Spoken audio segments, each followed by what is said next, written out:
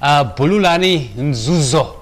I haven't met him previously, but I've really been following over the past 2-3 years, and he's a very, very busy man.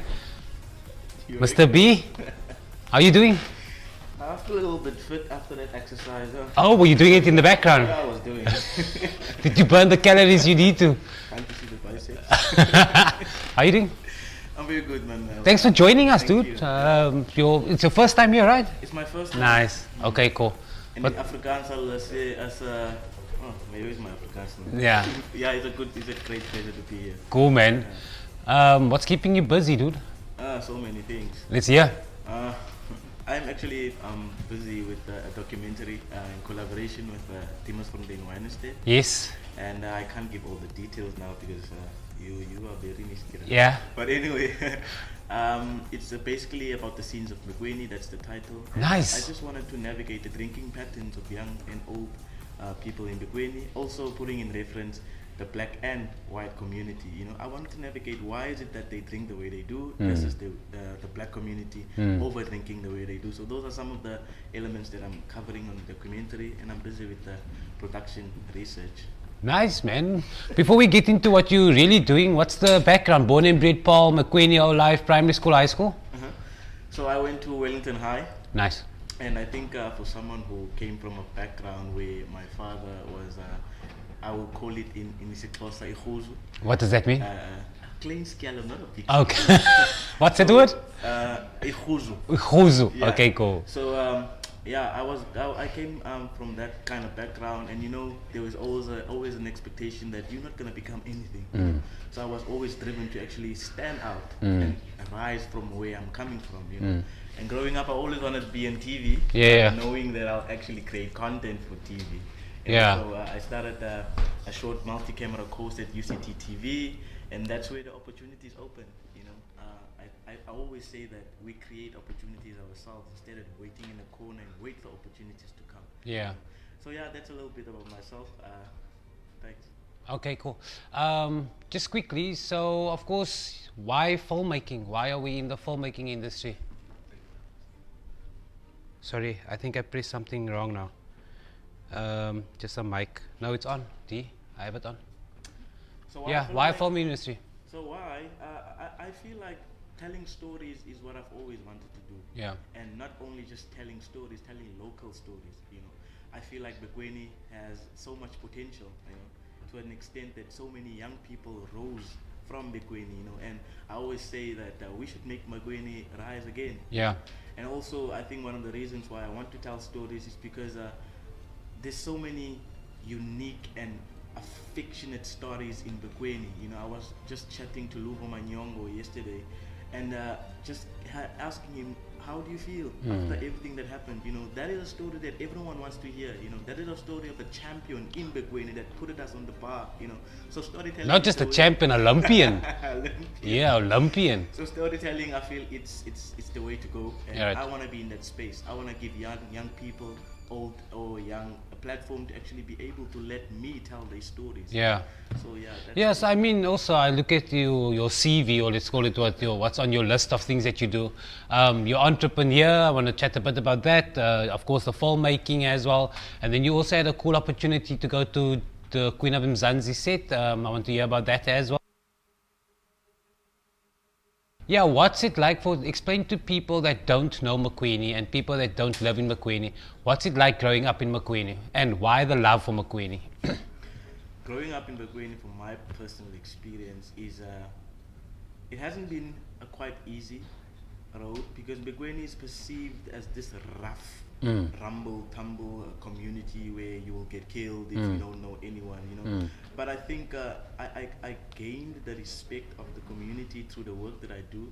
They usually say, don't tell your work to people, let the work show itself. Yeah. So I come from a community where we have a Mbekweni Youth Center, beautiful center that actually enhances young people in school and out of school. We have a Mbekweni Sports Center. So there's so much that has developed in Mbekweni, you know, in giving back to the community.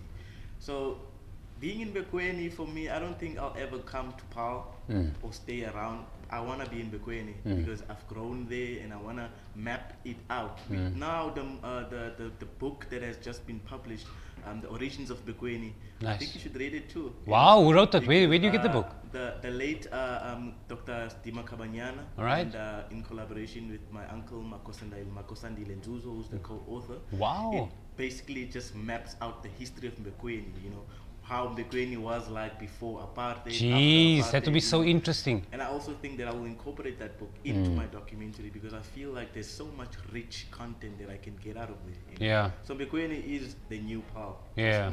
Okay. And then why the love for Makwini? Like, what's it about it that you feel so passionate about? I think what I love about Bekweni is its uniqueness in the sense that there's so much potential in it, as I've highlighted. There, like I've said, there's a perception that no one who lives in Bekweni will become anything. Yet it's vice versa. Yeah. So many young people will put it the bar high. You know. Yeah. Last week I was watching the show. Anele Kretiwe was here. You know, those are young people that are coming from Bekweni. Yeah. So that's the real thing Yeah, about Bekweni. yeah, the and I mean, uniqueness of it. I can totally relate. I mean, last week I also said it after the show. It's like you'd think everything is doom and gloom after COVID, but there's just something about the youth that is, they just making it happen. I mean, they've just hit the ground running for 2022. So of course you went. Tell me a bit about the set, Queen Mzansi. Yeah, that's your relationship with Immersfontein popped up. But how was that experience for a young filmmaker? It was amazing. Myles. Yeah. It was amazing. So it was. I was graduating in January from the Documentary Institute of South Africa. Yeah. And as a young filmmaker who actually is the only one in Bekweni, there was an opportunity in collaboration with Proudly South African. Yeah. It was a campaign called Take a Student to Work. Yeah. And I applied just because, you know, I always just apply for things. And luckily, the response came in. I was selected as Nice. one of the young people to actually visit the set of the Queen. You know, I was like, hey, man, I need to pinch myself. Is this real? So because I was financially strained, I was like, hey, what do I do? So I wrote an open letter on Facebook. You didn't help me, and I'm mad. But anyway. Dude, I'm poor. I mean, I didn't have money. Still don't have money. So a good Samaritan, David Sonnenberg from Yeah.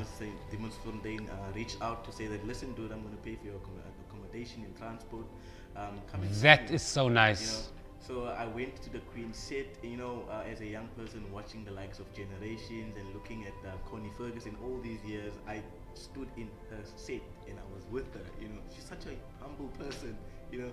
So I wanted to take over from Shona because she's beautiful. But anyway, it was an amazing experience. I learned so much of what's happening behind the scenes and actually the elements of putting together such a big production. You know, as a documentary filmmaker, I only focus on documentary filmmaking, not knowing what are the elements and some of the departments that goes on behind the scene. You know, Yeah. so it was really amazing, and I think the skills and the insight that I've gained there Wow. is what I'm going to bring back and put together in actually mapping Bekweni. Yeah. So it was an amazing experience. Yeah. So I mean, let's talk about the documentaries you're busy with. So of course you did the Dating Harare one. Now you want to do something about alcohol use in Makweni. What is it about the documentary process that you're enjoying? Because it's not a movie. You, of course, it's education. It's also awareness. Why not a movie and documentary? So documentary filmmaking is, for me, is connecting with the source. You know, Okay. Connecting with the audiences of actually telling their story. In reference to Dating Harare, how it came about, I have a friend, his name is Anthony Mbatu, who was actually living in Nigeria. But when he came to South Africa, he dated a South African, you know. Right. He didn't have papers. So while I was chatting with him, I didn't actually know that I was going to do Dating Harare. You know, while I was chatting to him, he was like very sad. And I'll ask him, dude, what's up? He said, you know, I'm always stigmatized, I'm always stereotyped that I'm dating this girl just because I want a South African citizenship Oh, or right. something like that. And I felt sad, you know. And I was like, why is it that everyone who is not from South Africa is always stereotyped, you know? And I said, listen, dude, I want to tell you a story. That's how Dating Harare came about. So why documentary filmmaking is to tell stories and to actually give people a platform of telling what it is that they want to show out there in the world. The nice thing is that Dating Harare will be screened at in Encounters Film Festival in July, and it's actually a project that I'm really proud about. You know, it's a project very dear to my heart. You know, So yeah, that's how it came about, Miles. Yeah, and also, I mean, the stories you're speaking about is also socially driven stories. So you're speaking about the xenophobia now. Yeah. You're saying now alcohol abuse or alcohol. What is it about the social economic stories that you're loving? So, of course, I also heard that you also you wanted to do something about gender-based violence. I see on your social media you also feel strongly about it. Why do you have this? Yeah, let's call it like a passion for social issues. I'm part of a community, and I see these things that are happening in the community. Okay.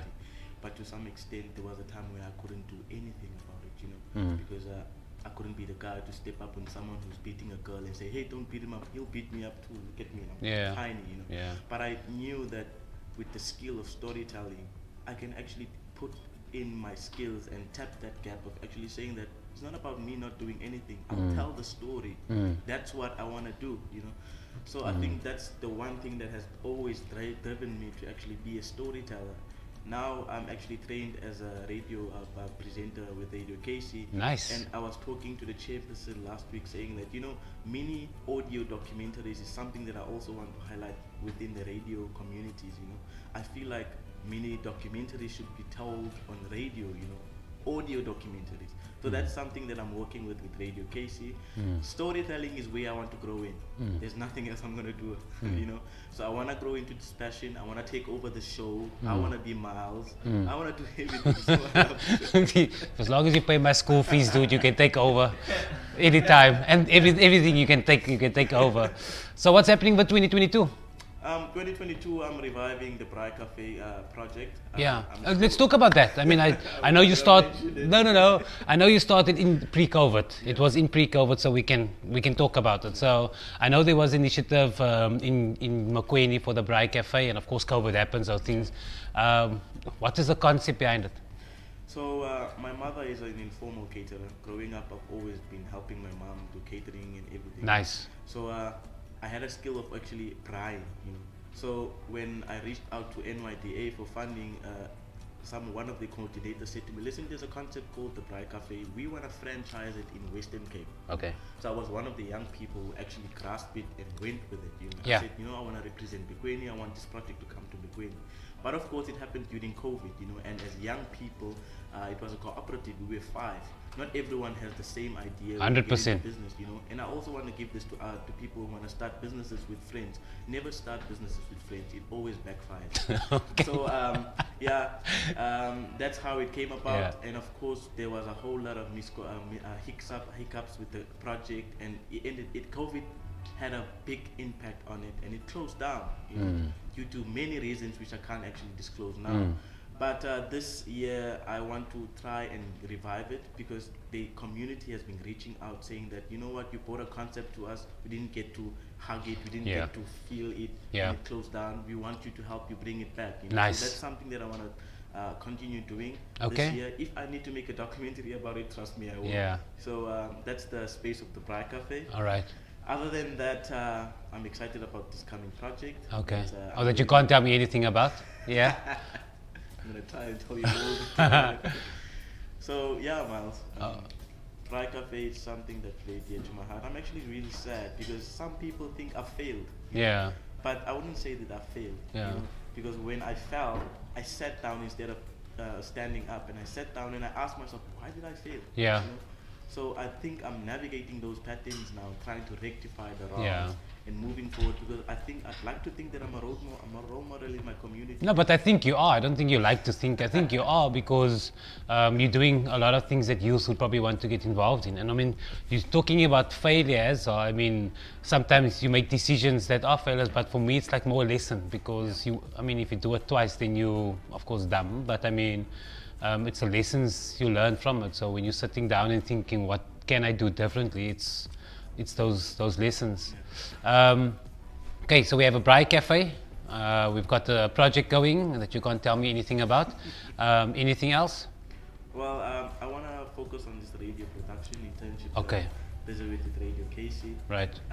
Learning about the history of radio being a sound media. Yeah. There's so much interest that I will have for radio. Someone said to me this morning that you have a voice for radio, and I was like, me? Voice Yeah. for radio? No. But anyway, there's a whole lot of projects that I want to tap into this year.